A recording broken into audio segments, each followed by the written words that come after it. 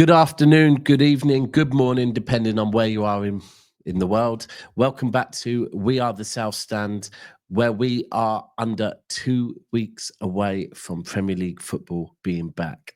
People whose rivals' tears will we be drinking? Remember to go and check out Rivals Tears on all the socials, Instagram, TikTok, the lot. Get rehydrated on your rivals' tears. I can't wait for the season to start. People, please make sure you're smashing that like button. Also, make sure you go and check out Terrace Cult. Use that QR code next to me to get 10% off of all your Terrace Cult. In fact, sorry, my bad, 15%, not 10%, 15% off of all your Terrace wear gear. Absolutely loads on there, so please go and check that out. So this is another one of our short videos where we think we've been told the transfer window is pretty much done for incoming players for Manchester City.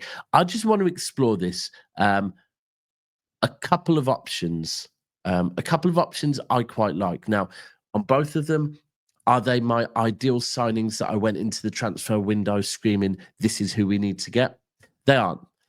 But are they two signings that I think would enhance our squad going into the season and make me a bit more confident of making sure that those Scousers do not retain any trophies and making sure that that trophy we lent them, the Premier League, it comes home to us where it belongs, and it has done for many years.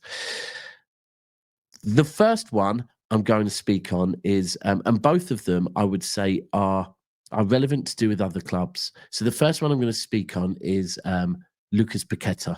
Now, we were very, very linked with Lucas Paqueta. I believe the last two summers, to the point where I believe personal terms were agreed.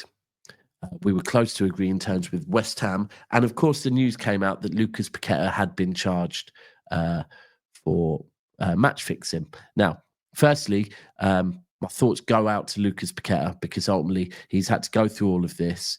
He's potentially lost out on a deal with Manchester City that would probably have doubled his wages, and now he's been found innocent. So not guilty of match fixing whatsoever. Now, is he someone we should explore right now? People will tell me we're stacked in the 8 role. We've got options in the 8 role. But would Lucas Paqueta enhance Manchester City? Now, I think Lucas Paqueta would enhance Manchester City. Gundogan is a legend, will always be a legend. Treble season, top goal scorers, a false 9, the goals against the Scousers. There's so much you could talk on with Gundogan. The goal against the Rags in the FA Cup final. There's so many moments. Gundogan is a legend, but his legs are gone. Now, if we had Lucas Paqueta last season, would it have been a different season? I think it would have. I still believe that we are 1 or 2 injuries away in midfield from being being back where we were last season. We've got to remember, Rodri, it looks like we're going to be going into the season with him maybe not fully match fit. What will that mean? Will that mean Nico Gonzalez plays in a 6 role? Will it mean that Reinders plays in a 6 role? Kovacic is also carrying an injury, and Gundogan and Kovacic and Bernardo, all over the age of 30. Now, if you look at Paqueta's age, round about the same age as Reinders. Now, Reinders and Paqueta, for me, as 2/8s in this Manchester City team. We could play Cherki or Foden there, we don't know. But for me, Lucas Paqueta, if the price is good, we should explore. If we can get, there's also talk of, I don't think Bernardo's going to be going anywhere, talk that the Saudis are still circling for him. I think that deal will happen next summer. But for me, I would take Lucas Paqueta at Manchester City right now. I think he improves our squad. I think will he make the starting 11, our best 11? I don't know. But as a squad player, I would take Lucas Paqueta in a heartbeat. I think Lucas Paqueta would want the move as well. With Kudus going away from West Ham, West Ham are in a bit of a shambles. Shout out West Ham. We've got love for you, but right now, give us Lucas Paqueta. I'd take him. You know what? You can have Gundogan in a swap. Now, the second one I want to talk on, and we did a video on it yesterday, was Jack Grealish. Now, since then, Tottenham have had a serious injury to Maddison. Son has announced he's leaving. I think Jack Grealish is the perfect fit for what Tottenham need at the moment. He can play on the wing, he can play in the middle. I think Tottenham could be interested in Jack Grealish. They've already shown us they might be. Now, what does that mean to us? We need a right back. Now, the right back I'm about to say, I've spoke on many shows about. Is he my perfect signing as a right back? He is not. However, is he a right back? Yes, he is. Can he also cover on the left? Yes, he can. Does he tick the English quota? Yes, he does. For me, and is he someone that I think we could attract? Yes, he is, because he's not first choice at Tottenham. It's Djed Spence. Now, I know people will say, come on, Daps. Do we really want Tottenham's second choice right back, second choice left back?